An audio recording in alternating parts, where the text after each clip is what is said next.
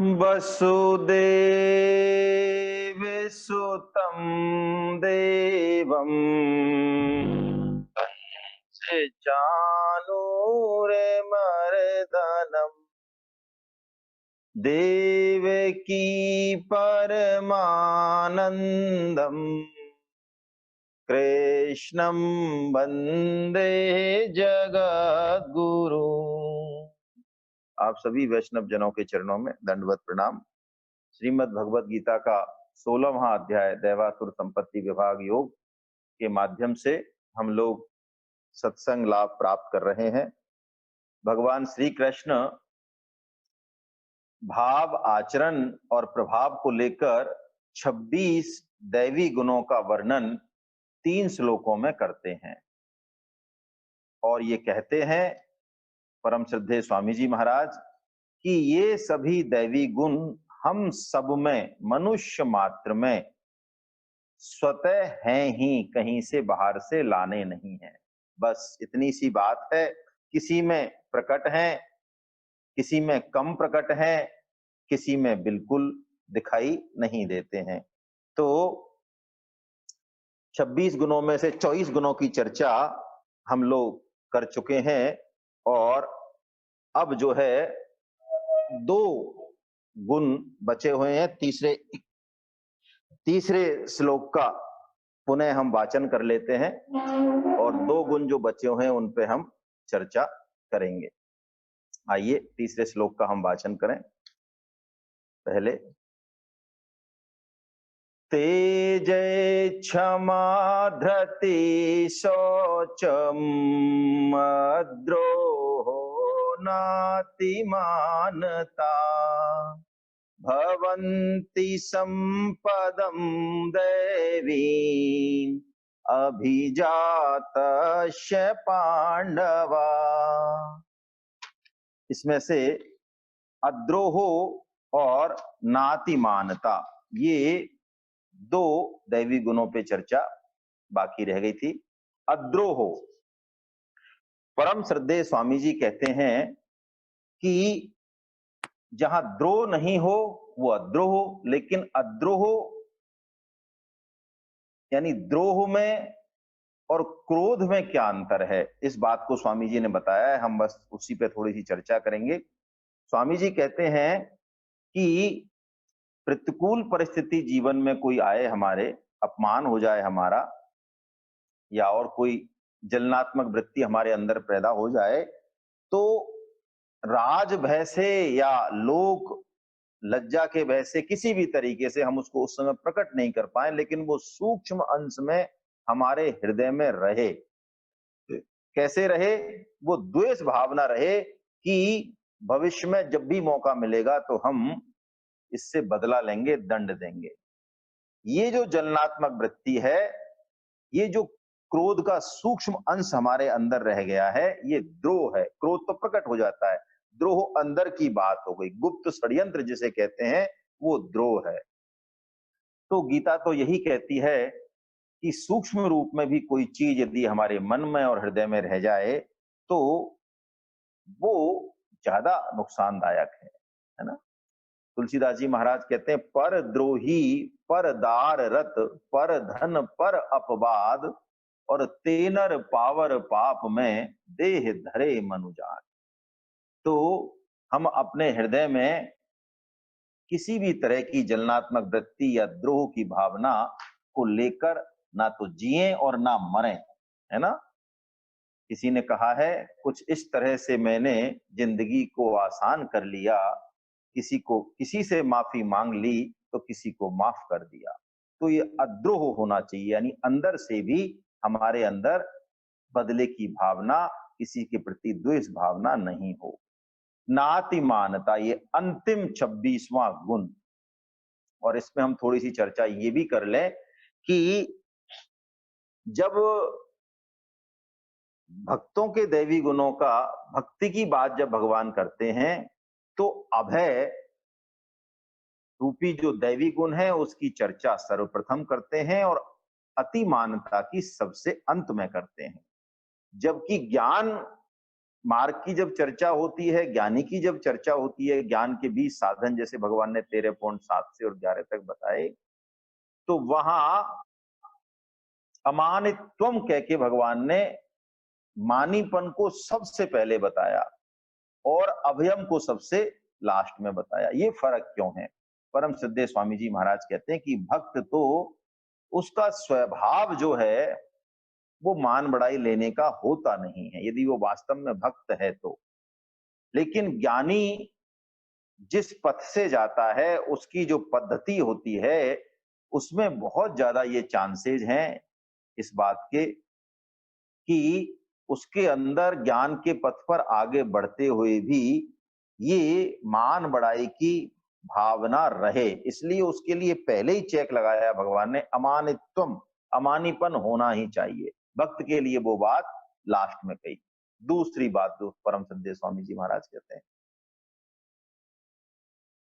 ज्ञानी अंत में जिस बात को प्राप्त करता है, जिस स्तर को प्राप्त करता है, ये शैली का फर्क है ना? नीचता श्रेष्ठता वाली बात बिल्कुल नहीं है। ज्ञानी जिस स्तर को बहुत समय के बाद प्राप्त करता है, भक्त उस स्तर से शुरुआत करता है। क्यों? ज्ञानी जानता है, लेकिन भक्त, ज्ञानी जो जानता है उसको शुरुआत में ही मान लेता है। वो ये मान लेता है कि भगवान मेरे हैं, एक भगवान ही हैं, इसके अलावा और कुछ नहीं, और ऐसा मान के भगवान की शरणागत होकर वो अभय हो जाता है। तो ये फर्क है। अब परम श्रद्धेय स्वामी जी महाराज इस 26वें दैवी गुण में ये बता रहे हैं कि मान्यता और अति मान्यता, ये दो तरह की मान्यता है। मान्यता क्या है? सामान्य लोगों से मान सम्मान चाहना, ये हम सब में होती है। और अति मानता क्या है कि जो हमारे रोल मॉडल हैं, आदर्श हैं, जो हमारे जैसे गुरु हैं, माता पिता हैं, जो हमारे दिमाग में विशेष हैं, उनसे भी हमें मान चाहिए, आदर सत्कार चाहिए, ये अति मानता है। परम श्रद्धेय स्वामी जी कहते हैं कि पारमार्थिक मान्यता और सांसारिक मान्यता को लेकर फिर दो भेद हैं, है ना? सांसारिक मान्यता यह है कि हमारे अंदर कोई भी धन, विद्या, गुण, बुद्धि, योग्यता को लेकर कोई हमारे अंदर विशेषता है, तो उसके कारण हम जो है संसार से मान बढ़ाई चाहें। हम परोपकार भी इसलिए करें, हम वक्ता भी इसलिए बने, हम माला भी इसलिए फेरें, हम जो भी काम करें वो सब जो है इसलिए करें कि हमें मान बढ़ाई मिले। तो सांसारिक चीजों को लेके जो मान जो है वो सांसारिक मान्यता है। लेकिन मान बढ़ाई बहुत ही पतन करने वाली चीज है ना? अभी हम देखेंगे कि सब कुछ चला जाता है आदमी से, साधक बाकी चीजें त्याग देता है, लेकिन मान बढ़ाई त्यागना उसके लिए बहुत मुश्किल है, क्योंकि ये अहम से जुड़ी हुई चीज है। माया तजी तो क्या तजा, तजा मान तजा नहीं जाए, और मान बड़े मुनिवर गले, मान सबन को खाए। कंचन तजना सहज है, सहज त्रिया को नेह, मान बढ़ाई ईर्षा, दुर्लभ तजना गेह। मान बढ़ाई ईर्षा, इनको तजना ये बहुत दुर्लभ है, बहुत दुर्लभ है। तो कहा तो ये जाता है कि चैतन्य महाप्रभु जी तो बहुत स्पष्ट और कठोर शब्दों में कहते हैं कि मान बढ़ाई को वो विष्ठा कहते हैं, सूकरी विष्ठा। विष्ठा कहते तो फिर भी कोई बात थी, सूकरी विष्ठा कहते हैं, यानी विष्ठा को खाने वाला सुअर, उसकी विष्ठा। और वो कहते हैं कि मान बढ़ाई जगत में कुकर की पहचान, मीत किए मुख चाटती और बैर किए तनहान।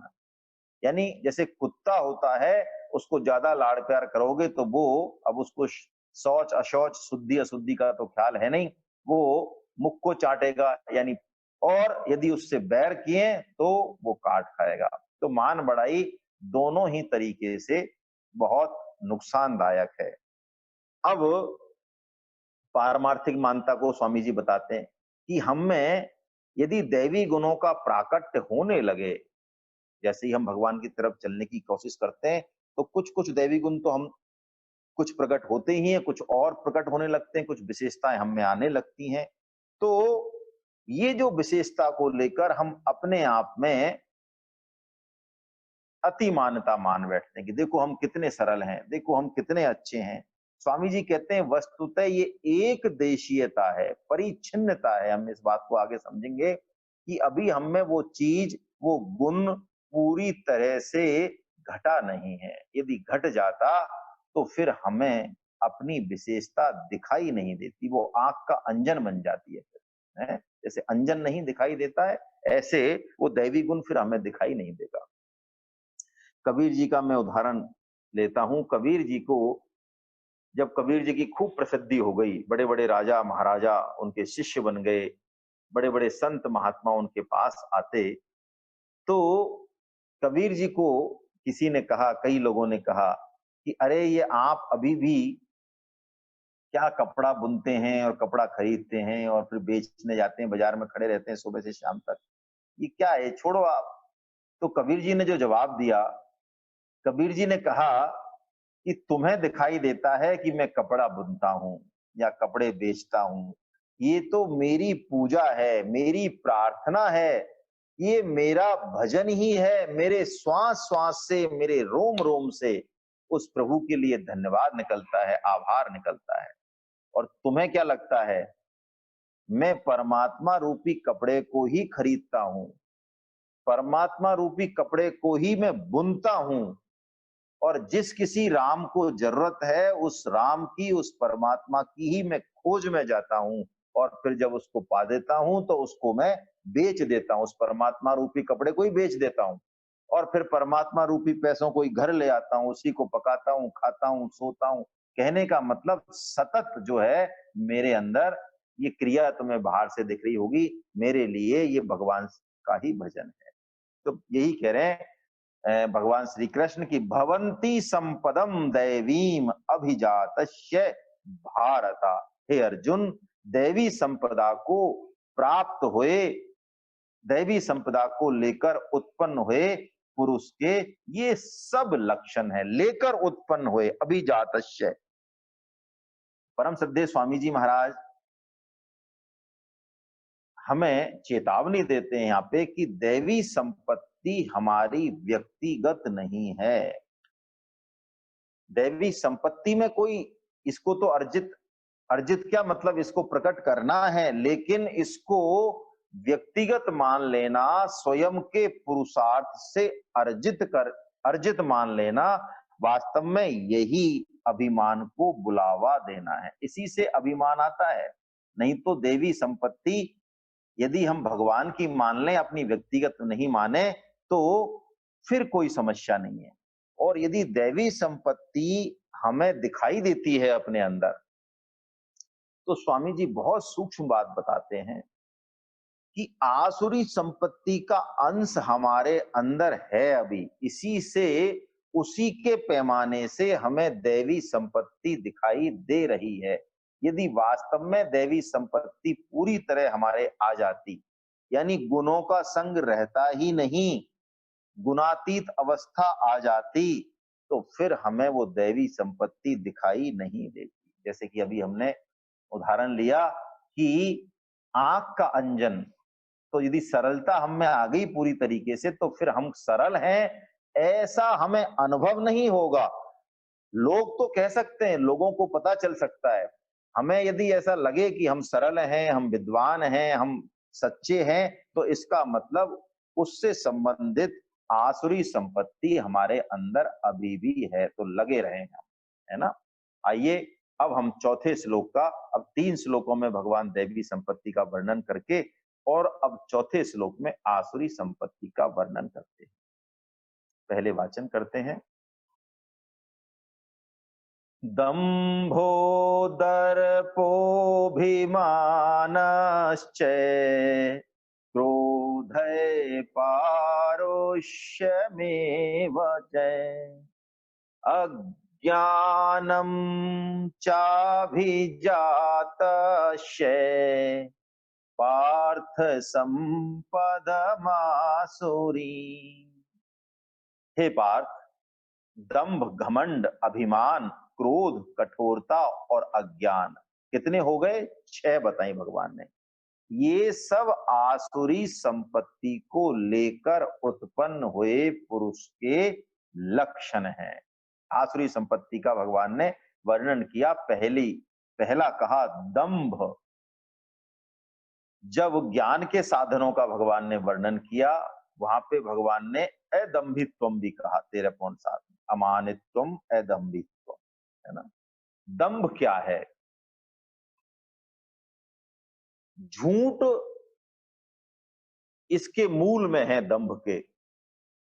यानी मान बढ़ाई पूजा का यदि उद्देश्य लेके और हम कपट आचरण करें, जैसे हम हैं वैसा नहीं दिखाकर कुछ और दिखाएं, तो ये दंभ है। पाखंड कह लें इसको समझने के लिए, इंग्लिश में कहें तो हिपोक्रेसी कह लें, है ना। तो हम जैसे हैं नहीं वैसा दिखाना, सुबह से शाम तक नए नए चेहरे हैं। और परम श्रद्धेय स्वामी जी महाराज कहते हैं कि सद्गुण सदाचारों को लेकर भी दंभ हो सकता है और दुर्गुण दुराचारों को लेकर भी दंभ हो सकता है। जैसे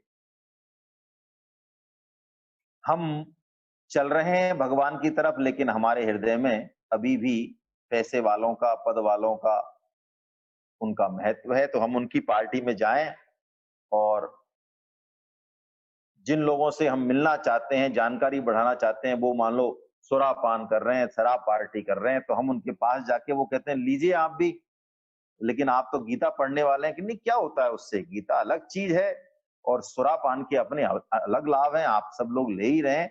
हम तो क्या है, डॉक्टर भी बताते हैं बिल्कुल सीमित मात्रा में लिया जाए तो शराब भी फायदेमंद होती है। ऐसा करके अपने हृदय का जो भाव है उससे उल्टा आचरण हम कर बैठते हैं, है ना, धूम्रपान कर बैठते हैं। क्यों? क्योंकि हमें, हमारे हृदय में वो जो लोग हैं, वो जो सांसारिक संपत्ति वाले लोग हैं, सांसारिक संपदा वाले लोग हैं, दुर्जनों का, धन का, पद का महत्व हमारे हृदय में अंकित है। तो ये हिपोक्रेसी हुई, है ना। निदा फाजली जी एक शायर हुए, वो कहते हैं कि तेरी पहचान न खो जाए कहीं, इतने चेहरे ना बदल थोड़ी सी शोहरत के लिए। वो कहते हैं हर आदमी में होते हैं 10-20 आदमी, और जिसको भी देखना हो कई कई बार देख। ये दंभ की ही बात वो कर रहे हैं। दशानन यानी रावण के 10 सिर हैं, वो भी यही है कि मूल स्वरूप तो एक ही है। जैसे भगवान श्री राम, हमारा स्वरूप एक ही है, लेकिन दंभ के कारण हम जो है नए नए मुखौटे लगाते रहते हैं, दूसरों को धोखा देते रहते हैं, और उस धोखे में अंततः हम खुद भी फंस जाते हैं। तो भगवान कह रहे हैं दंभो दर्पो अभिमानश्च। दर्प, दर्प यानी घमंड, अभिमान यानी अहंकार, दोनों का प्राय हम एक जैसा उपयोग कर लेते हैं, लेकिन परम श्रद्धेय स्वामी जी थोड़ा अंतर बताते हैं इनमें।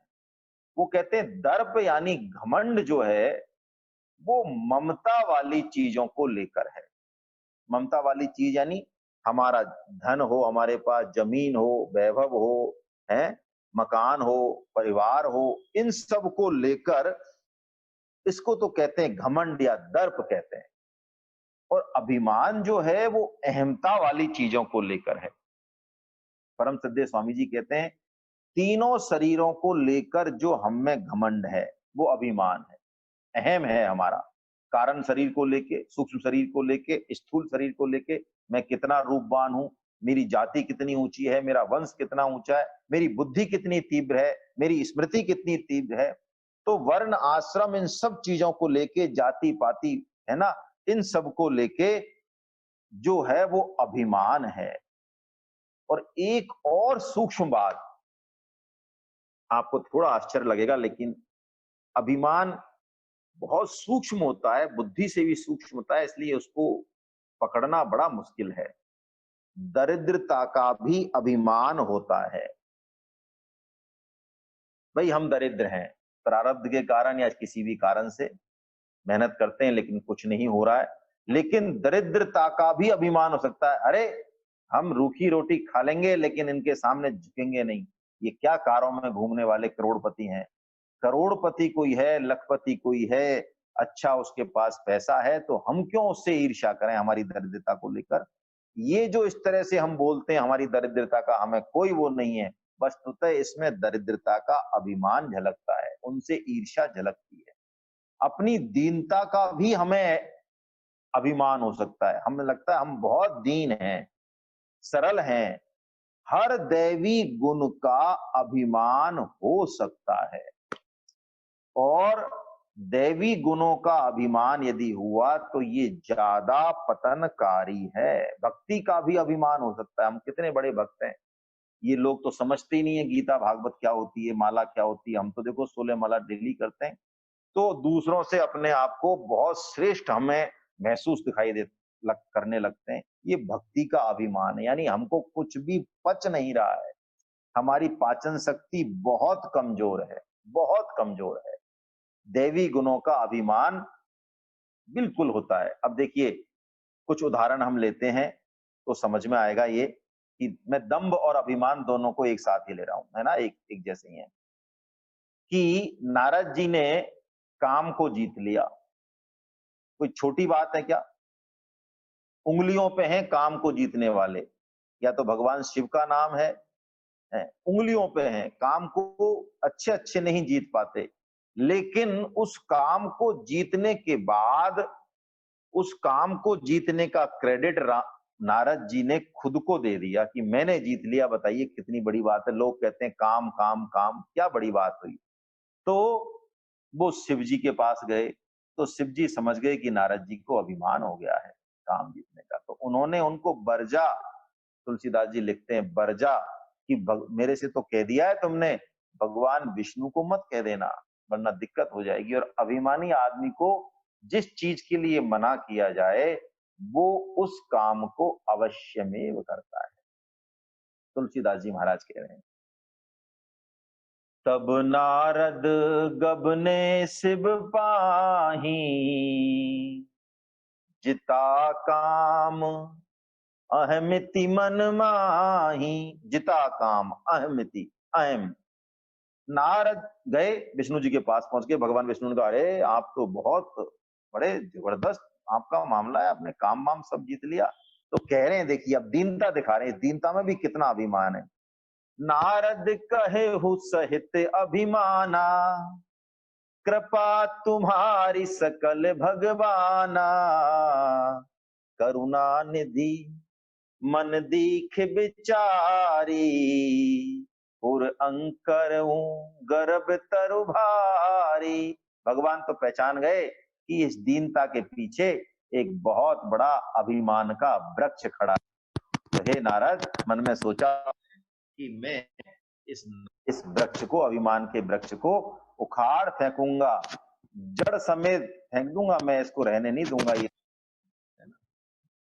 ऐसे ही तुलसीदास जी महाराज कहते हैं कि जब प्रजापति दक्ष को सभी प्रजापतियों का अध्यक्ष बना दिया ब्रह्मा जी ने, तो दक्ष भगवान शिव का ही अपमान कर बैठे हैं। बड़े अधिकार दक्ष जब पावा, अति अभिमान हृदय तब आवा। नहीं को वस जन्मा जग माही, प्रभुता पाए जाहि मद नाही। तुलसीदास जी महाराज कहते हैं, इसलिए कुछ भी जीवन में प्रभुता आए, धन आए, मद आए, बड़ाई आए, पद आए, अधिकार आए, बस अंदर से भगवान से पुकार उतनी ही ज्यादा चलनी चाहिए, उतनी ही ज्यादा चलनी चाहिए, है ना, तब जाके हम बच पाएंगे। लेकिन प्राय होता ऐसा है, तुलसीदास जी महाराज कहते हैं कि हम तो एक मुश्किल से, उन्होंने मनुष्य की आयु बताई आने वाले कलयुग में 55 साल, मात्र 100 साल से घट के 55 साल रह जाएगी, हाइट भी हमारी कम हो जाएगी, ऐसा लिखा हुआ है शास्त्रों में। इस 55 साल की आयु में भी हम ऐसा अभिमान करते हैं मानो पता नहीं, जो है हम क्या कर बैठेंगे, है ना। तुलसीदास जी कहते हैं, लघु जीवन संबतु पंचदशा, कल्पांत न नास गुमान असा। तो तुलसीदास जी कहते हैं कि किसी भी चीज का अभिमान यदि हो जाए तो वो पतन करेगा। संस्कृति मूल सूल प्रद नाना, और सकल शोक दायक अभिमाना। विद्या का अभिमान बहुत ज्यादा पतन करेगा। दैवी गुण का अभिमान तो महान पतन करने वाला है। क्यों? वैसा जो अभिमानी होगा वो तो फिर भी ये कहीं ना कहीं हृदय में उसके छिपा होगा कि हम बड़े गलत रास्ते पे हैं, लेकिन ये दैवी गुण का अभिमान तो दिखना मुश्किल है। जैसा कि नारद जी का इलाज भगवान ने किया, ऐसा यदि कोई सदगुरु शास्त्र या भगवंत हमारा इलाज कर दें तो अलग बात है। क्योंकि भगवान की शरण यदि हम हो जाएं तो बस, है ना, फिर भगवान हमारा ट्रीटमेंट कर देंगे। हम हृदय से पुकार लगा दें भगवान को एक बार कि प्रभु हमारे अंदर ये अभिमान कहीं दिखे तो आप इसको उखाड़ दें, है ना। तो भगवान से हम कुछ भी मांगेंगे तो भगवान वही देंगे जिससे हमारा कल्याण होगा। ये भगवान का स्वभाव है कि वो जन अभिमान न राखे ही काऊ। यदि कोई उनके शरणागत हो जाता है तो फिर वो उसकी चिकित्सा वो चाहे चाहे ना चाहे वो पूरी तरह से करते हैं, पूरी तरह से करते हैं, है ना। पद्मनाभ जी का और कबीर जी का हमने प्रकरण लिया था कि पद्मनाभ जी दिग्विजयी पंडित हुए, और पंडित भी कैसे कि बैलगाड़ियां चलती थी उनकी पोथियों की। इतने बड़े पंडित थे पद्मनाभ जी। दक्षिण में दिग्विजय करके और काशी आ गए, और पंडितों का रेला साथ चलता था, क्योंकि जो पंडित हार जाए बस वो ही उनके साथ साथ चले। तो हजारों लोगों के, हजारों पंडितों के साथ वो चलते थे। तो उन्होंने जो है काशी में परचम लहराया कि आ जाओ कोई भी हो तो हमसे लड़े, नहीं तो हमको विजय पत्र लिख के दे। तो काशी के पंडित कांप गए, उन्होंने कहा इनसे कौन भिड़ेगा। सुन रखा था उन्होंने पद्मनाभ जी बहुत तगड़े हैं। तो भगवान शंकर के पास गए कि प्रभु आपकी नगरी है काशी, हमारी रक्षा करो प्रभु, हमारी इज्जत बचाओ। तो भगवान शंकर ने कहा तुमको भिड़ने की जरूरत नहीं है, तुम तो कबीर जी से बढ़ा दो इनको, सही हो जाएंगे ये। तो उन्होंने, पंडितों ने कहा, गए सब कि देखो पद्मनाभ जी हम तो एक से एक धुरंधर हैं, हमसे कहां तक भिड़ोगे तुम, यहाँ काशी में तो कोई कमी है क्या। तो आप तो हमारे सबके सिरमौर कबीर जी हैं, उनसे भिड़ लो। वो यदि हार गए तो हम सब विजय पत्र लिख के दे देंगे। अब कबीर जी के पास गए तो कबीर जी मना करते हैं, भैया हम जानते नहीं शास्त्रार्थ क्या है। ये होता है दैवी गुण। वो बार बार कहें मसी कागज छुयो नहीं, कलम गयो नहीं हाथ, और हम तो कछु जाने नहीं, जाने दीनानाथ या भवानी नाथ। वो जाने, हम तो कुछ नहीं जानते हैं। लेकिन पद्मनाभ जी समझते थे अरे ये तो बहुत दीन है, दीनता दिखा रहे हैं। तो जिद कर बैठे थे। तो कबीर जी ने कहा चलो आप जिद कर रहे हो और भगवान शंकर का आदेश है। तो उन्होंने एक प्रश्न पूछा पद्मनाभ जी से। प्रश्न बड़ा विलक्षण है, इसका उत्तर बहुत मुश्किल है, और जिनके उत्तर नहीं मिले वास्तव में प्रश्न वही काम के हैं, है ना। तब उन्होंने पूछा कि समुझ पढ़ी कि पढ़ समुझ, समुझ पढ़े कि पढ़ समुझ, अहो कहो कबीराए, और सुन यह बात कबीर की, पंडित गयो हिराए। उन्होंने कहा आपने पढ़ के समझा या समझ के पढ़ा। ये ऐसा हो गया प्रश्न कि पहले मुर्गी आई या अंडा, बताइए क्या जवाब दें। पहले बीज आया कि वृक्ष, ये जवाब है इसका। क्या जवाब है। बड़ा विलक्षण प्रश्न है, और समस्त रहस्य छुपाया है, समस्त हमारे दर्शन का रहस्य उसी में से उत्तर है। तो नहीं लगा उत्तर। तो कहते हैं पद्मनाभ जी परेशान होकर गंगा किनारे, पीपल का वृक्ष था, वहां बैठे थे। पंडित थे, प्रेतों की भाषा समझते थे। 60,000 प्रेत रहते थे उनके उस पीपल के वृक्ष के ऊपर, फिर भी उसकी ऊपर ही ऊपर की जो चोटी थी वो खाली थी। तो पद्मनाभ जी चिंता में थे कि एक प्रेत आया तो वो ऊपर ही ऊपर की चोटी पे बैठने लगा। तो उन प्रेतों ने सबने मना किया, या मत बैठना, या मत बैठना। क्यों भाई? कि ये तो हमने जगह पद्मनाभ जी के लिए खाली कर रखी है। जब ये मरेंगे, पद्मनाभ जी नाम के दिग्विजयी पंडित है कोई, तो ये मरेंगे तो ब्रह्म राक्षस बनेंगे, ये चीफ कमांडर की पोस्ट उनके लिए खाली है। पद्मनाभ जी घबरा गए, मेरी क्या गति है, मैं क्या लोगों को परास्त करता फिर हूं। खैर, उनके अभिमान को कबीर जी ने जो है दूर किया, है ना। तो यही बात है कि दंभो दर्पो अभिमानश्च, इस अभिमान को समस्त आसुरी संपत्ति का राजा भी बताया गया है। तो इससे हम बड़े सावधान रहें। क्रोध, क्रोध, इस पे चर्चा हो चुकी है, खूब खूब आया है। मैं बस आपको श्लोक नंबर निवेदन कर रहा हूं, है ना, जिससे कि हम उस जगह साधक संजीवनी में देखकर या किसी भी टीका में देखकर या पहले के वीडियोज में देख के उसको डिटेल में देख लें। बहुत ज्यादा हम नहीं लेंगे, है ना। बस इतना सा देख लें कि क्रोध जो है ये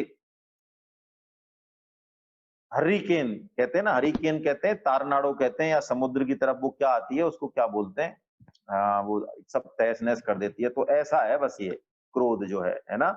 सब कुछ जब शांत होता है तब पता चलता है कि क्या हो गया। तो भगवान ने क्रोध का वर्णन गीता में बहुत किया है। 2.62-63 में किया, जहां बताया कि कामना में बाधा लगने से क्रोध आता है। शरीर में जब बहुत गहरा तादात्म्य होता है हमारा, तो मान अपमान शरीर का होता है, उसमें भी क्रोध आ जाता है? काम ऐशय क्रोध ऐशय रजोगुण समुद्भवा, भगवान ने ये बात 3.37 में कही। 5वें अध्याय में भी भगवान 3 जगह क्रोध की बात करते हैं। कहते हैं भगवान, काम क्रोधोद्भवम वेगम यह युक्त स सुखी नरा, जो काम और क्रोध को छोड़ दे वही सुखी है। काम क्रोधो वियुक्ता नाम यतीनाम यत चेतसाम, ये 26 में कहते हैं भगवान, भगत इच्छा भय क्रोधो यह सदा मुक्त एव से, ये 28 में कहते हैं। 2.56 में भी कहते हैं भगवान, जब स्थित प्रज्ञ के लक्षण बताते हैं, है ना, दुखेशु अनिद्युग्मना सुखेशु विगत स्पृहा बीत राग भय क्रोधा स्थित धी मुनिरुच्यते, 2.56 में कहते हैं। बीत राग भय क्रोधा मनमया माम उपाश्रिता, ये 4.10 जो 5 दिव्य श्लोक हैं वहां भी भगवान कहते हैं। अहंकारम बलम दर्पम कामम क्रोधम च संसृता, ये अभी कहेंगे 16.18 में इसी अध्याय में। और इसी लगभग यही अहंकारम बलम दर्पम कामम क्रोधम च परिग्रम 18.51 में कहेंगे। इसी अध्याय में भगवान आशा पास सतई बद्धा काम क्रोध परायना, जब आसुरी संपत्ति का वर्णन करेंगे 16.12 में तो कहेंगे। कहने का मतलब क्रोध के बारे में हम सब जानते हैं, लेकिन एक बात मेरे मन में आ रही है कहने की, सुधीजन जो है इसको देखें, कि विश्व रूप में भगवान ने सब कुछ बताया, संहारक रूप बताया, उग्र रूप बताया, अति उग्र रूप बताया। वहां भगवान के लिए बल वीर पराक्रम ऐसे शब्द तो आए, लेकिन क्रोध नहीं आया। इसका मतलब क्रोध आसुरी संपत्ति है ना। तो हम दूर रहें, इससे दूर रहें, क्रोध से और अभिमान से, है ना। पारुष्यम, अगला पारुष्यम यानी कठोरता। किसी भी चीज की कठोरता हो सकती है, शरीर की हो, शरीर में ऐंठ अकड़ हो, वाणी की हो, वाणी में कठोरता हो, नेत्रों की हो, नेत्रों से हम घूरें तिरछा देखें, है, हृदय की हो, ये सबसे ज्यादा खतरनाक है। दया हमारे अंदर हो ही नहीं, जरूरतमंद की भी हम सहायता नहीं करना चाहें, क्रूरता हमारे हृदय में जो है बैठ जाए, हमारा स्वभाव ऐसा हो जाए, हमारी स्वार्थ वृत्ति, हमारा लोभ लालच ऐसा हो जाए कि हम जो हमारे साथ उपकार करते उसके साथ भी अपकार कर बैठते हैं। ये ऐसी पारुष्यम होती है ना। तुलसीदास जी इसी बात को कहते हैं कि ऐसे कठोर हृदय वाले लोगों से बच के रहना चाहिए। मैं कुछ उदाहरण दूं। हिरण्यकशिपु का चरित्र, प्रहलाद जी का चरित्र जब हम पढ़ें तो हिरण्यकशिपु बड़ा लाड लड़ाता है प्रहलाद को, मेरा बेटा क्या पढ़ा तेने, कैसा है। लेकिन जब प्रहलाद जी कहते हैं कि मैं तो भगवान विष्णु का ही भजन करता हूं, वही मेरे लिए भगवान है, तो अंततः वही हिरण्यकशिपु प्रहलाद जी को मारने के लिए तैयार हो जाता है। ये पारुष्यम है, हृदय की कठोरता है। क्योंकि अभिमान है अंदर बहुत गहरा। ऐसे ही शूर्पणखा आती है भगवान राम से प्रणय निवेदन करने, लक्ष्मण जी से प्रणय निवेदन करने, तो उसकी भाषा कैसी है, उसका हृदय का भाव उस समय कैसा है। और जब उसके अभिमान को चोट पहुंचती है, कामना में बाधा पहुंचती है, तो उसका हृदय कैसा हो जाता है, तुलसीदास जी महाराज वर्णन करते हैं। वो कहती है भगवान श्री राम से, तुम सम पुरुष नमो सम नारी, यह संजोग विधि रचा विचारी, मम अनुरूप पुरुष जग माही, देखूं खोज लोक तिहु नाही। तीनों लोकों में है ही नहीं मेरे जैसा पुरुष, को मेरे लायक पुरुष। ताते अब लगी रहे हूं कुंवारी, इसलिए मैं अब तक कुंवारी हूं। मनुमाना कछु तुम ही निहारी, देखिए कैसी आसुरी वृत्ति है। मनुमाना कछु यानी चला लेंगे काम। भगवान श्री राम के सौंदर्य का अवलोकन करके कहती है, कछु मन माना, यानी पूरी तरह से तो तुम मेरे योग नहीं हो, लेकिन कोई बात नहीं, अब कोई है ही नहीं तो तुमसे काम चला लेंगे। और वही शूर्पणखा की जब नाक काट दी जाती है तो वो खर और दूषण को लेके आती है, रावण के पास जाती है। तो तुलसीदास जी कहते हैं, शूर्पणखा रावण के बहनी, दुष्ट हृदय दारुण जस अहनी, सांप का सा हृदय उसका बताते हैं। तो ये पारुष्यम हमारे जीवन में नहीं आए। दया बिनु संत कसाई, ऐसा कहते हैं, दया होनी चाहिए। अब अंतिम अज्ञान। अज्ञान को राजा कह लें, अविवेक को राजा कह लें, या अभिमान को कह लें, बात तो एक ही है ना। तो देखिए, अविवेक सबसे मूल्यवान संपत्ति यदि कोई हमारे पास है, सबसे मूल्यवान संपत्ति, तो वो क्या है? वो विवेक है। यही वस्तुतः मनुष्य में और जानवर में भेद करती है। यदि हम इसी का अनादर कर दें तो भगवान कहते हैं अज्ञानम। अज्ञानम, देखिए अज्ञान का मतलब कोई कम पढ़ा लिखा आदमी होना या जानकारी का अभाव होना, ये बात बिल्कुल नहीं। खूब पढ़ा लिखा हो, वेद शास्त्र पढ़ रखे हो, पंडित हो, सारे जगत की जानकारी हो, अच्छा बोलना जानता हो, सब कुछ जानता हो, फिर भी वो घोर अज्ञानी हो सकता है, क्योंकि वो खुद के बारे में नहीं जानता। कैसे पहचाने हमारे अंदर ये अज्ञान, ये अविवेक? कुछ बातें जो परम श्रद्धेय स्वामी जी कहते हैं, वो कहते हैं बातें कितनी भी बड़ी करें, जैसे चील कितनी ऊंची उड़े, दृष्टि उसकी हड़ावल पर रहती है, यानी नीचे रहती है गंदगी पर। तो ये पिंड प्राण पोषण परायण होगी वृत्ति। अज्ञानी आसुरी की क्या होगी? शरीर 3 इंच की है ना, 3 इंच की, 3 उंगली की जो है उसकी दृष्टि होगी। इंद्रिय जन सुख, विषय जन सुख, उनको वो लेने के लिए मरेगा, यानी उसकी दृष्टि नाशवान पर ही रहेगी, महत्व बुद्धि नाशवान पर ही रहेगी, और प्रभु से उसकी विमुखता होगी। इन आसुरी वृत्ति के लोगों का पूरा खाका यदि हम खींचें तो शंकराचार्य जी भगवान कहते हैं पंच मकार इनके इष्ट होते हैं। पंच मकार हम अपना आत्मावलोकन करने के हिसाब से इस श्लोक को लेते हैं। क्या? मध्यम मासम च मीनं च मुद्रा मैथुनमेव च। मध्यम सुरापान, मासम, मीनं च मछली, मुद्रा और मैथुन में च। एते पंच मकारा स्वयं मोक्षदाहि युगे युगे। ये इन्हीं 5 के कारण यदि कहीं चलें किसी के पीछे पीछे तो इन्हीं के कारण चलते हैं, क्योंकि इनका जो मूल है आसुरी वृत्ति का वो चार्वाक दर्शन है। यावत जीवेत सुखम जीवेत ऋण कृत्वाम घृतम प्रवेत भस्मी भूतस्य देहस्य। अरे ये शरीर तो राख का ढेर हो जाएगा। पुनरागमनम कुतः, वो कहते हैं कौन कहता है जन्म मृत्यु होते हैं, बस यही है जो कुछ है। भगवान जब वर्णन करेंगे आगे आसुरी संपत्ति का तो इस चार्वाक दर्शन को बड़े अच्छे से जो है लेंगे। यानी खाओ पियो जितना कुछ कर लो इस जीवन में कर लो, भस्मीभूतस्य देह है, ये राख बन जाएगी, इसमें यदि ऐश नहीं किए मजा नहीं किए तो फिर क्या मतलब है।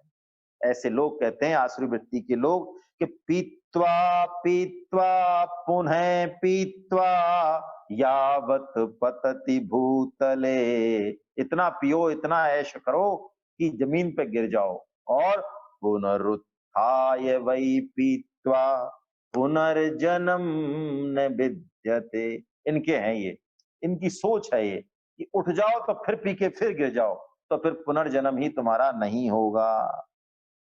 ऐसी सोच वाले आसुरी वृत्ति के होते हैं, है ना। भगवान कह रहे हैं अज्ञानम चाभिजातस्य पार्थ संपदम आसुरी।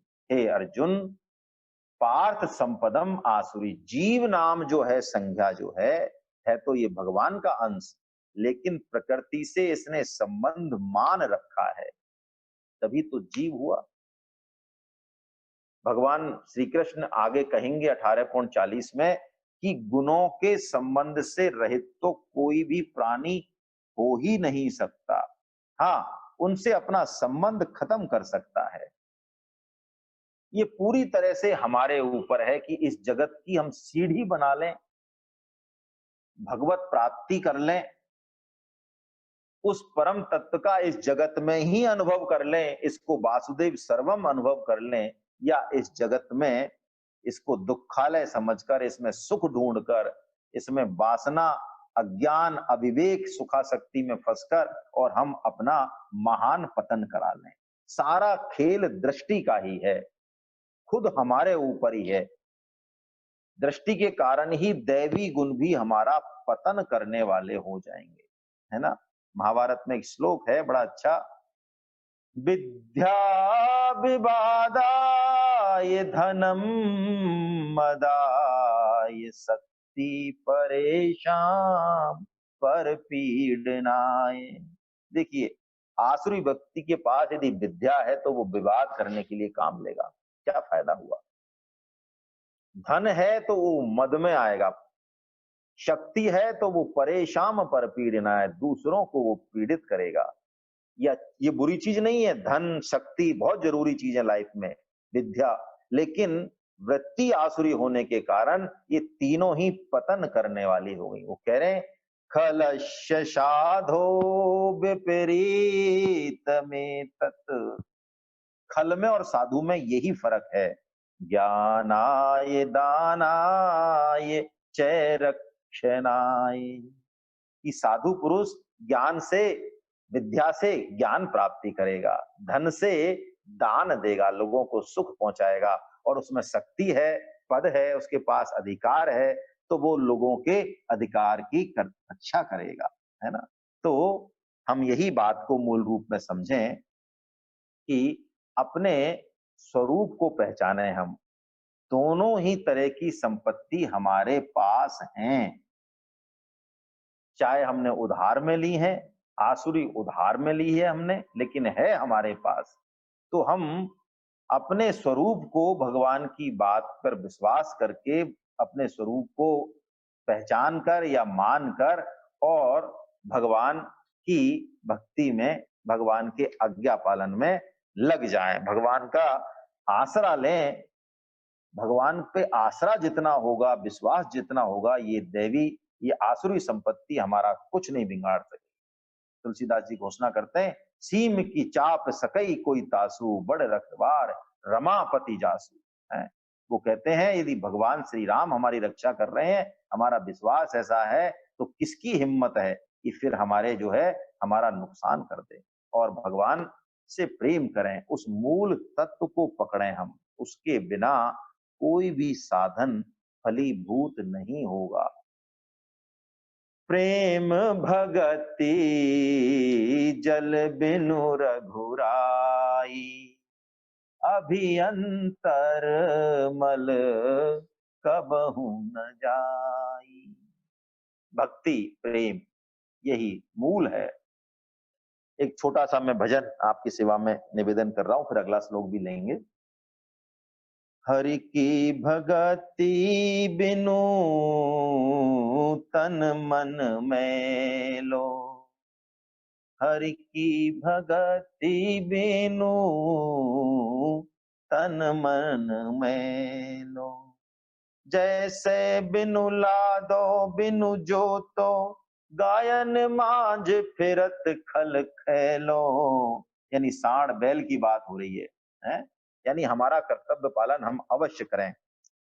आपुन जानत कही न मानत, अजहि गुरु न करत असैलो। खुद जाने नहीं, दूसरों की माने नहीं, सदगुरु कुछ कहें उन पर भी बहत बुद्धि नहीं, ऐसा महामूर्ख है। आपन बिगड़ी बिगारत और ही, ज्यों जल ना के कांचो घैलो। खुद भी पतन करता है, अपने साथी संगियों का भी पतन कराता है। जुग जुग जन्म जन्म याही ते, अजहु न भरो विषय को थैलो। यानी इस विषय से, इस सुखासक्ति से अभी भी हमारा मन भरा नहीं, तो इसका मतलब आसुरी वृत्ति हमारे अंदर छुपी हुई है। और व्यास बचन माने बिन जाने, नरक परे गो एलो पेलो। तो हमारी गति क्या होगी हम खुद समझ लें। इसलिए आसुरी वृत्ति को बताकर भगवान अब बहुत विलक्षण श्लोक बोलते हैं। बहुत ही प्यारा श्लोक है ये पहला श्लोक, जो कि ऐसा आश्वासन हमें देगा। इतने भाव इस श्लोक में छुपे हुए हैं। आइए पहले हम वाचन करते हैं 5वें श्लोक का, और फिर इस पर चर्चा करेंगे। दैवी संपत्ति विमोक्षाय, निबंधाया सुरीमता। मां शुचै संपदं दैवी, मभिजातो सि पांडवा। आहा। हे अर्जुन, दैवी संपदा मुक्ति के लिए है और आसुरी संपत्ति बांधने के लिए। फिर क्या कह रहे हैं? मां शुच संपदम दैवीम अभिजातोसि। अरे अर्जुन, तू चिंता मत कर, तू दैवी संपत्ति को प्राप्त हुआ है, ऐसी बात भगवान कहते हैं। आइए, निबंधाया आसुरी मता, पहले हम इसको ले लेते हैं। परम श्रद्धेय स्वामी जी महाराज समझाते हैं कि भगवान ने 3 तरह के बंधन इस अध्याय में बताए आसुरी संपत्ति से। ये पहला बंधन जो बता रहे हैं भगवान यहां, जो बता रहे हैं अभी 16.5 में, ये सामान्य बंधन है। यानी भव चक्र में हम घूमते रहते हैं। ये आसुरी वृत्ति अभी इतनी हावी नहीं हुई है। कैसे? यज्ञ तप भी हम करेंगे, भोग ऐश्वर्य में भी लगे हुए हैं, स्वर्ग की इच्छा है, लेकिन स्वर्ग में भी हम जाके और वापस आते हैं। ये बात हमने 9.20 और 21 में देख ली। मैं श्लोक इसलिए निवेदन करता हूं, श्लोक नंबर, कि कोई नए साधक यदि लिखना चाहें और उस भाव को विस्तार से देखना चाहें तो देख सकते हैं। मुझे संकोच होता है बारंबार रिपीट करने में। कुछ साधक इस तरह का भाव कहते भी हैं, पुराने साधक। लेकिन तो भोग ऐश्वर्य प्रसक्ता नाम 2.44 में जो कहा, तो ये निबंध यानी आस भोग की जो वृत्ति है, ये बांधने वाली है, भव चक्र में डालने वाली है। पुनरपि जननम पुनरपि मननम पुनरपि जननी जठरे शयनम, भज गोविंदम भज गोविंदम गोविंदम भज मूढ़मते। है ना? तो आसुरी भाव से यदि यज्ञ तप दान भी किया तो वो भी बंधन में डालेगा। इस एक बात को हम पकड़ लें यहां पे, निबंधाया आसुरी मता से। यानी उद्देश्य महत्वपूर्ण है, लक्ष्य महत्वपूर्ण है। यदि परमात्म प्राप्ति का उद्देश्य नहीं है तो अच्छी से अच्छी क्रिया भी बांधने वाली हो जाएगी। श्रीमद् भागवतम में एक श्लोक है, उसको आप ग्रहण करें, बड़ा अच्छा श्लोक है। हम इस बात को दिमाग में रखें हमेशा, कुछ भी करें, चाहे कोई भी क्रिया करें, जप करें, तप करें, है ना, जो भी क्रिया करें। वासुदेव परा वेदा, वासुदेव परामखा, वासुदेव परा योगा, वासुदेव परा क्रिया, वासुदेव परम ज्ञानम, वासुदेव परम तपा, वासुदेव परो धर्मो, वासुदेव परागति। यानी हमारा लक्ष्य बहुत स्पष्ट हो। यज्ञ करें, चाहे वेद पढ़ें, चाहे गीता पढ़ें, चाहे ज्ञानार्जन कर रहे हैं, चाहे तप करें, दान, कुछ भी करें, लक्ष्य बिल्कुल स्पष्ट हो तो बंधन नहीं होगा। तो ये सामान्य बंधन बताया जिसमें कि हम प्राय बंधे ही रहते हैं। अब ग्रेड ऊंची कर रहे हैं भगवान श्री कृष्ण है। जैसे टॉर्चर नहीं होता है, पुलिस वाले भी सुन रहे हैं, कुछ 3rd डिग्री टॉर्चर, तो 1st, 2nd और 3rd, ऐसा भगवान कह रहे हैं। तो 2nd डिग्री बता रहे हैं भगवान 16.16 में, पतंती नर के अशुचो, यानी ये ज्यादा अन्यायी हैं, अत्याचारी हैं, दुराचार करते हैं। तो भगवान कहते हैं मैं नरक में डाल के इनको शुद्ध करता हूं, फिर मौका देता हूं, खेल दोबारा से, है ना।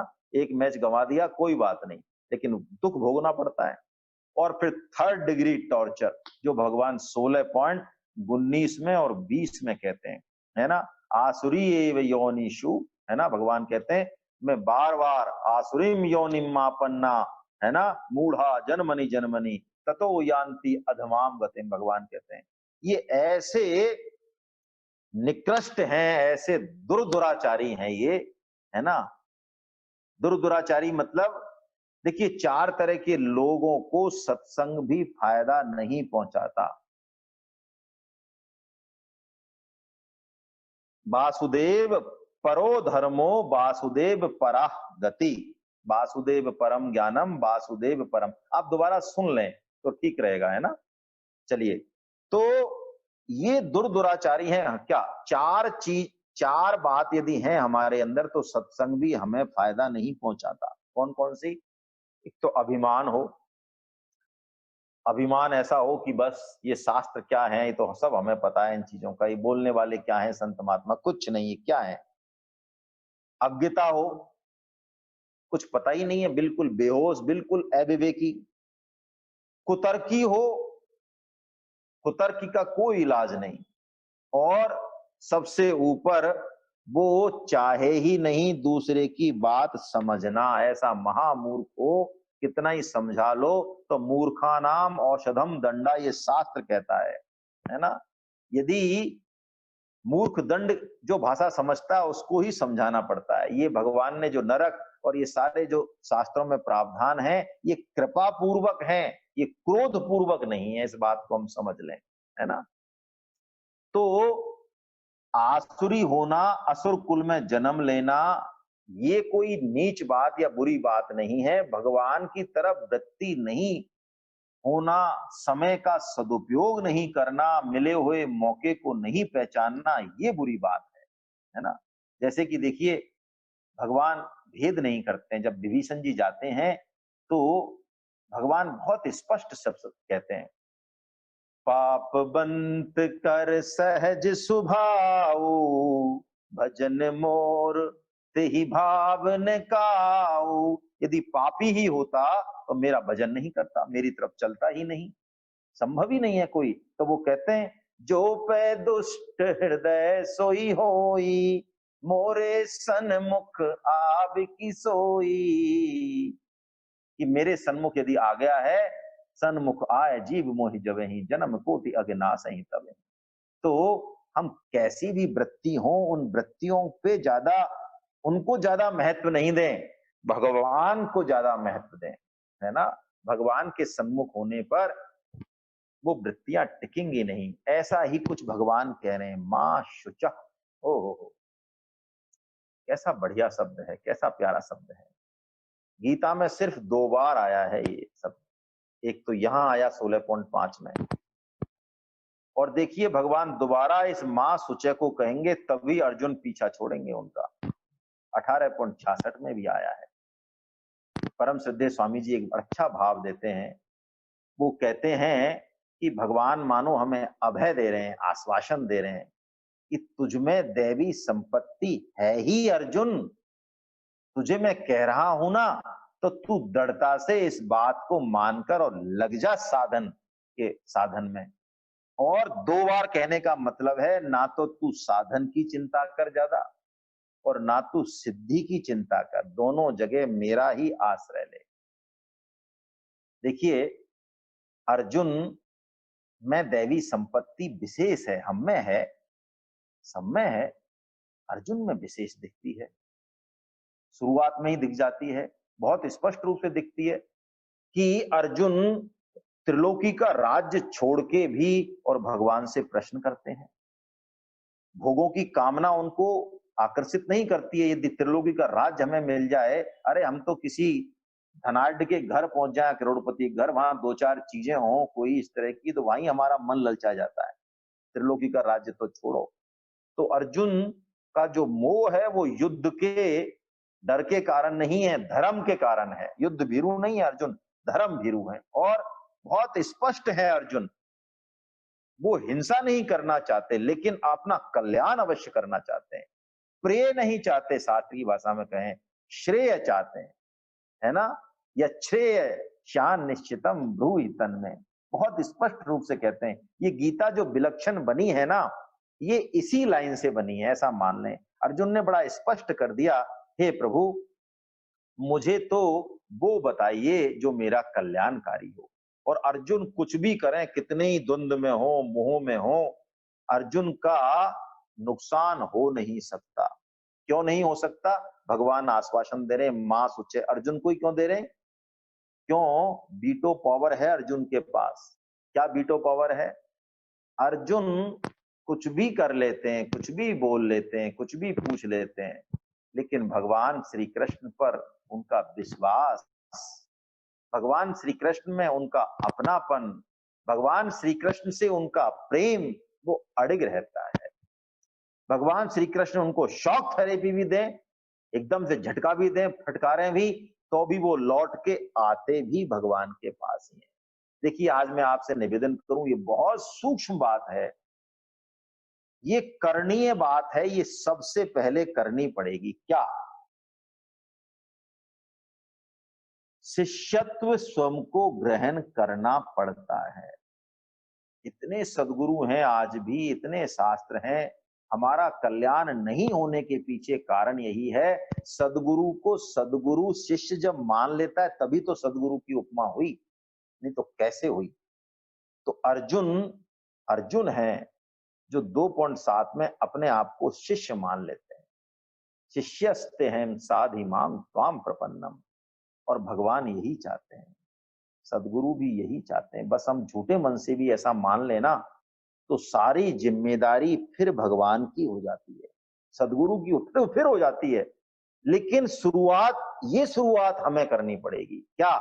शिष्यस्ते हम साधि माम त्वाम प्रपन्नम। फिर भगवान की व्यवस्था बिल्कुल चाक चौबंद है, फिर चिंता नहीं करें। बस यही हमसे चाहिए था कि हम ऐसा कह दें, और भगवान यही तो ध्यान दिला रहे हैं। देखिए परम श्रद्धेय स्वामी जी महाराज कहते हैं मां सुचा, 3 संबोधन दे रहे हैं। 16.3 में अर्जुन को कह रहे हैं भारत, अरे तू भरत वंशी है, तेरे जैसा श्रेष्ठ वंश किसी का नहीं है अर्जुन। फिर कह रहे हैं 16.4 में पार्थ, बहुत प्यारा संबोधन है, अरे तू प्रथा का पुत्र है, कुंती का पुत्र है, जो बैरियों की भी सेवा करती है, जो इतनी बैरागनी है, तू उसका पुत्र है।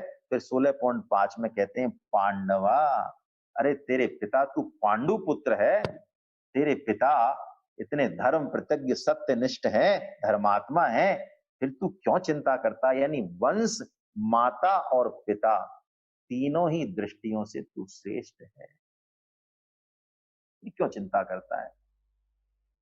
अब अर्जुन से तो कह दी भगवान ने ये बात, हमसे तो कही नहीं। कही क्या हमसे?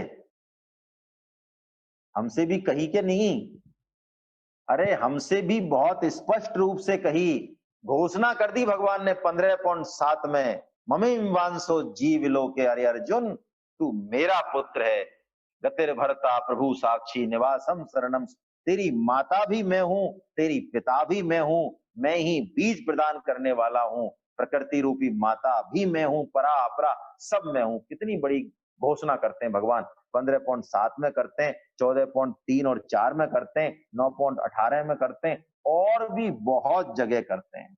बताइए, इतनी स्पष्ट घोषणा के बाद भी यदि हम जाति वर्ण में उलझे रहें, अपने दैवी गुणों को हम नहीं देखें, भूल जाएं, भगवान की बात पे विश्वास नहीं करें, तो भगवान करें क्या? बड़ा सुंदर प्रकरण है, आप सब जानते हैं, सुंदर कांड से मैंने लिया है कि हनुमान जी, ओ हो, रीछपति यानी जामवंत जी दैवी गुणों को प्रकट कर रहे हैं हनुमान जी के। देखिए कैसे प्रकट कर रहे हैं। कहहि रीछपति सुनु हनुमाना, का चुप साधी रहु बलवाना, पवन तनय बल पवन समाना, बुद्धि विवेक विज्ञान निधाना, कबन सुकाज कठिन जग माही, जो नहीं होही तात तुम पाही, राम काज लगी तब अवतारा, सुनत ही भयहु पर्वताकारा। देखिए इस बात को हम पकड़ लें, हम छोटे मोटे नहीं हैं, हम उस त्रिलोकी के मालिक के पुत्र हैं, दैवी संपत्ति हम में सब हैं। हमारा एक ही उद्देश्य है इस मनुष्य जन्म का। इस मनुष्य जन्म की विलक्षणता की बात इस श्लोक में आई है। मनुष्य जन्म देना भगवान की कृपा है, दैवी संपत्ति हम सब में है ही, चाहे तो भी छोड़ नहीं सकते। और इस मनुष्य जन्म का लक्ष्य भी बड़ा स्पष्ट है कि हम इन दैवी संपत्तियों को प्रकट कर लें। यही विवेकानंद जी कहते हैं, अपनी दिव्यता का उद्घोषित कर दें, हम दिव्यता को प्रकट कर लें। हैं, सब कुछ दिया भगवान ने। हमने कहा 4 एस याद करने के लिए, समस्त सामग्री भगवान ने दे दिया। क्या सामग्री नहीं दी? मनुष्य जन्म देके सुअवसर दे दिया, दूसरा एस। सामर्थ्य दे दी भगवान ने, पूरा समय दे दिया, सब कुछ भगवान दे रहे हैं, सब कुछ दे रहे हैं, बस हम थोड़ा सा ध्यान रखें। देखिए मैं एक प्रकरण ले रहा हूं, एक वृत्तांत ऋग्वेद में और अथर्ववेद में भी वो श्लोक है, और लगभग उससे मिलता जुलता श्लोक भी। एक बहुत विलक्षण हमारे यहाँ नारी हुई है, माता मदालसा, कहने और सुनने लायक। उनकी ये घोषणा थी कि मेरे गर्भ में यदि कोई आ गया तो वो मुक्त ही होगा, वो दोबारा किसी के गर्भ में जन्म नहीं लेगा। ऐसी हमारी यहाँ माताएं हुई हैं, गार्गी, मैत्रेयी जैसी, मदालसा जैसी। तो 2 मिनट में मैं इनकी थोड़ी संक्षेप में, ये गंधर्वराज विश्ववसु की पुत्री हैं, है ना मदालसा, महर्षि कश्यप के खानदान में। बिल्कुल शॉर्ट में ले रहा हूं मैं। वो लोरी नहीं सुनाती थी, लोरी के रूप में मानो वो गीता, रामायण और भागवतम और वेद सुनाती थी। वो वैराग्यवान लोरी सुनाती थी। कैसी बढ़िया लोरी सुनाती थी, आइए हम उनके मुंह से सुने। 4 पुत्र हुए इनके। 3 पुत्रों के नाम तो इनके पति ने रखे, विक्रांत, सुबाहु, अरिमर्दन, ऐसे नाम रखे बड़े बड़े अच्छे अच्छे। ये हंसती उन नामों में। वो कहती नाम में क्या रखा है, मूल स्वरूप से इनका परिचय कराओ, जैसा नाम है वैसा बनाओ तो सही। तो वो क्या कहती, अलर्क इन्होंने नाम रखा चौथे पुत्र का, उस अलर्क को लोरी सुना रही हैं। शुद्धोसी बुद्धोसी निरंजनोसी, संसार माया परिवर्जितोसी, संसार स्वप्नम त्यज मोह निद्रा, पंचात्मकम देह मिदम न तेस्ति। तू पंचदेह नहीं है, तू इस संसार की माया को त्यज दे। नैवाश्च त्वम रोदती कस्य हेतु। हे पुत्र तू क्यों रोता है, तू क्यों रोता है, तू क्यों रोता है? तू तो शुद्ध है, तू बुद्ध है, तू माया रहित है। ऐसा की ऐसा ही श्लोक, 2 श्लोक अथर्ववेद में और ऋग्वेद में आए। मैं बस निवेदन कर रहा हूं। अथर्ववेद का श्लोक है, शुक्रोसी भ्राजोसी स्वरसी ज्योतिरसी। ऋग्वेद का श्लोक है, अपाम मध्ये तस्थिवासम तृष्णा विदज्जरीतारम मृला सुछत्र मृलयम। सुछत्र श्लोक कह रहा है, हे शुभ शक्ति वाले, हे परम कृपालु प्रभु, मृलय यानी मुझे तू सुखी कर, मृलयम सुखी कर। कैसे सुखी कर, क्यों कर? अपाम मध्ये तस्थिवासम, मैं तेरी गोद में बैठा हूं प्रभु। सच्चिद आनंद घन है तू, मैं महासागर में बैठा हूं, फिर भी मैं प्यासा हूं, ये तृष्णा मेरे लगी हुई है। ये कैसा घोर आश्चर्य है प्रभु। मैं रत्नाकर हूं, ऐसे ऐसे दैवी गुण मुझ में हैं, फिर भी मैं दीनहीन भिखारी की तरह रोता रहता हूं, परेशान होता रहता हूं। हे प्रभु, हे हे आनंद दाता, हे कृपालु, तू मुझे वो सामर्थ्य प्रदान कर, मुझे वो ज्ञान चक्षु प्रदान कर, तू मुझे सुखी कर, जिससे कि मैं अपने आत्म स्वरूप को जान पाऊं। ये श्लोक यही कह रहा है, मानो भगवान श्री कृष्ण कह रहे हैं, मां सुचे संपदम दैवी। अर्जुन, तू बिल्कुल चिंता मत कर, तुझ में दैवी संपत्ति आई है, आई है। तू इस बात को महसूस कर लेगा तो सारे गुण प्रकट होने लग जाएंगे, प्रकट होने लग जाएंगे। जिमि सरिता सागर महु जाही, यद्यपि ताहि कामना नाही। देखिए, हरे कृष्णा योगेंद्र जी, मैं 2 मिनट और लूंगा क्योंकि इसको छोड़ना ठीक नहीं है। अब हम मूल मंत्र ले लें इसका कि भगवान जो कह रहे हैं इस चीज पर हम कैसे पहुंचे। तो परम श्रद्धेय स्वामी जी महाराज कहते हैं, जीवन का दृढ़ उद्देश्य पहचान कर बस हृदय में उसको अंकित कर लें और भगवान श्री राम को अपने हृदय में बिठा लें। अवधवासी कैसे रात और दिन आनंद में रहते हैं, मैं उस चौपाई को अवश्य पढ़ना चाहता हूं, क्योंकि हम भी अपने हृदय स्थल में भगवान श्री राम का दर्शन करें। जब ते राम ब्याहे घर आए, नित नव मंगल मोद बधाए। भगवान श्री राम आगे ना तो रिद्धि सिद्धि संपत्ति नदी सुहाई, सब जा रही है रिद्धि सिद्धि, नदी बह रही है मानो। उमगी अवध अम्बुधि कहूं आई, अवध रूपी महासागर में समस्त सुख और आनंद की नदियां जाके मिल रही हैं। और वहां के लोग फिर भी देखिए, इस चौपाई को अपने हृदय में हम बैठाएं। सब विधि सब पुर लोग सुखारी, सब लोग सुख हैं, आनंद में क्यों हैं? रामचंद्र मुख चंदु निहारी। हम भी भगवान श्री राम को अपने हृदय स्थल में बिठाकर और बस टकटकी लगाए रखें। हे नाथ, हे मेरे नाथ, मैं केवल आपका हूं। हे नाथ, हे मेरे नाथ, आप कृपा करें, मैं आप। हरे कृष्णा, हरे कृष्णा, हरे कृष्णा, हरे। योगेंद्र जी, धन्यवाद आपका, आपने मुझे आगाह तो कर दिया है। 8.42 हुए हैं। हाँ, सावित्री जी ने आज हाथ खड़ा कर रखा, पता नहीं कैसे कर रखा है अपने आप को।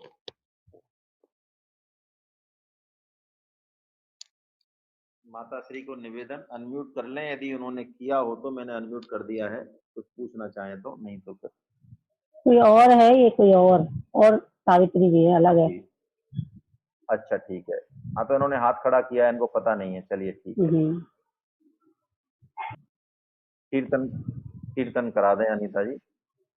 गोविंद जय जय गोपाल जय जय, गोविंद जय जय गोपाल जय जय, राधा रमन हरि गोविंद जय जय, राधा रमन हरि गोविंद जय जय, गोविंद जय जय गोपाल जय जय गोविंद जय जय गोपाल जय जय राधा रमन हरि गोविंद जय जय राधा रमन हरि गोविंद जय जय राधा रमन हरि गोविंद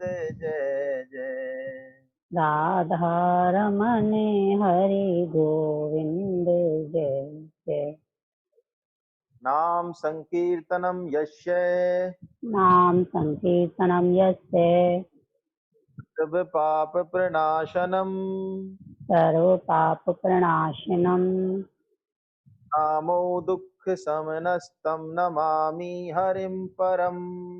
प्रणामो दुःख समनस्तं नमामि हरिं परम। वृंदावन बिहारी लाल की जय। जय हे बिहारी लाल की बोलो जय राधा गोविंद सरकार, बोलो आज के आनंद की। हरे आप सभी वैष्णवजनों को बारंबार वंदन। हरे कृष्णा हरे कृष्णा। हम कल फिर मिलते हैं इसी समय। हरे